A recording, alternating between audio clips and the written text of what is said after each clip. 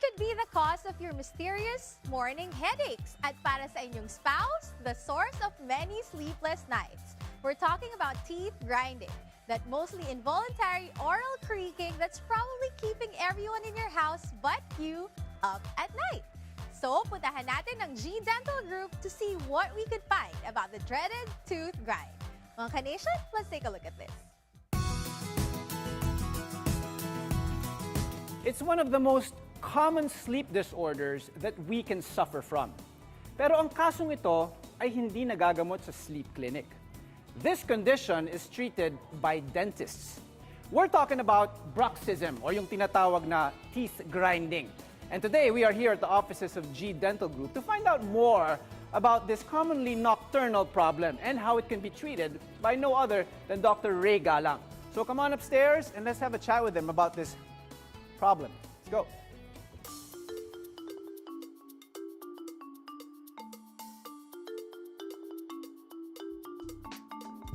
Dr. Ray, thank you so much for having us again here in your dental office. You're very welcome. To answer a lot of interesting questions, no? Yes. And of course, my first question. Okay. Let's go to it right away. What is teeth grinding? Well, teeth grinding is the act of gnashing or moving your teeth, side to side. Yeah. It's literally, grinding your teeth. Right. Most of the time, people don't even know that they grind their teeth. Hindi nila alam. Yeah. Kasi nangyayari to normally sa gabi. That's very interesting. Yeah. So what causes this, Doc? Anong dulot ng teeth grinding? Good question. Number one cause of teeth grinding actually is stress, believe it or not, no? Stress. Okay. Especially with the economy nowadays. Interesting. Yeah. Stress plays a major factor. Bakit? Kasi if you're always thinking of a lot of things, you're anxious, maybe hyperactive, not getting enough sleep, okay? That can cause you to worry, and ang manifestation niya is sa gabi, when you're sleeping, you start grinding your teeth. Yeah. Okay.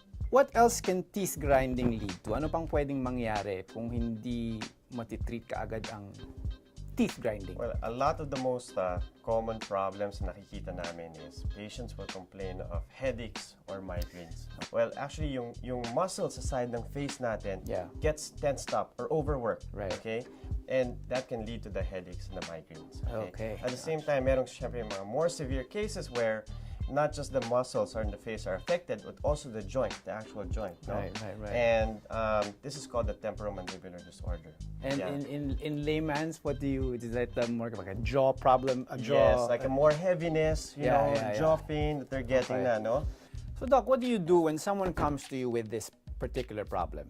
Well, of course, we look at them, we see them in the chair, and we look for some of the signs and symptoms of teeth grinding. Right, Okay. We look inside their mouth, we check their muscles, we check their jaw, okay? And we look for, maybe wear facets on their teeth, perhaps, kung mayroon silang mga fillings, mga ngipin and nag-chip, okay? Yeah. Those are some of the clues. Let's go over the different ways of treating teeth grinding. I'm sure there's a handful of options that you sort of suggest. Of course, yes. So, sa mga more simple cases, what we tell them is to maybe give them a few exercises just to try to stretch out their muscles. Okay. If this doesn't work, then we'll go and maybe even send them out for psychotherapy, even prescribe medication, even a vacation, just to relieve them of the stress. Yeah. Okay. Exactly. Sometimes, we have to send them to an orthodontist if, let's say, it's their bite that's causing it, okay? Or it can go as far as doing crowns and bridges and restoring other teeth. I see. Dr. Galang noticed wear in the back of my teeth and suggested I wear a mouth guard at night as well as when I take a nap. Because if not, it'd wear out, my teeth would wear out more, and I want my teeth to last a lifetime. So, Dr. G, Yes. if our nation has any more questions regarding teeth grinding, where can they reach you? Thank you.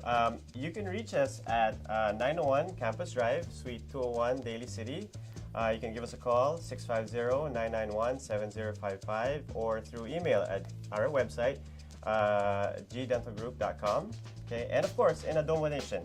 Great. Dr. G, thank you so much. Hey, thank you too. I enjoyed that chat regarding teeth grinding. Mga ka-nation, don't go anywhere. We'll be right back. There's more Adobo coming right up.